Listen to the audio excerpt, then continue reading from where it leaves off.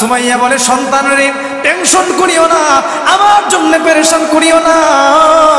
আমি মা দুনিয়ার জমিন থেকে চলে যাব, তুমিও দুনিয়ার জমিন থেকে চলে যাবে।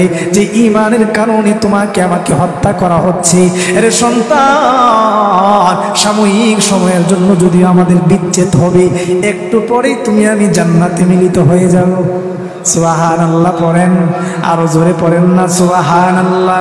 জান্নাতে মিলিত হয়ে যাব।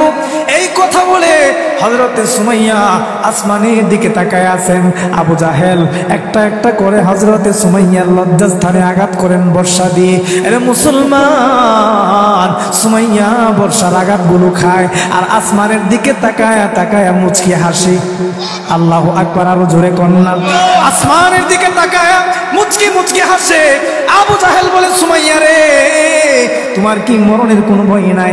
এত আঘাত করতেছে, তোমার কি কষ্ট লাগে না? আরে সুমাইয়া, কেন তুমি আসমানের দিকে তাকায় তাকায় হাসো?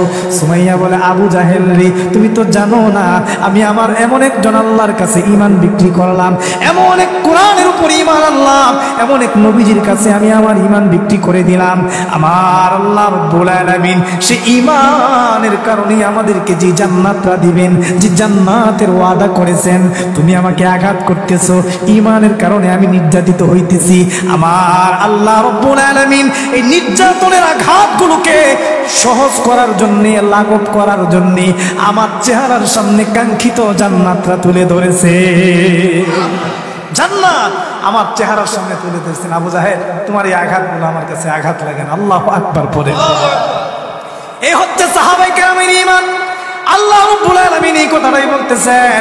আল্লাহ বলেন, আমিনু কামা আমানান নাস, এমন ভাবে ঈমান আনো যেভাবে সাহাবায়ে কেরাম ঈমান এনেছিল, এমন ভাবে ঈমান আনো।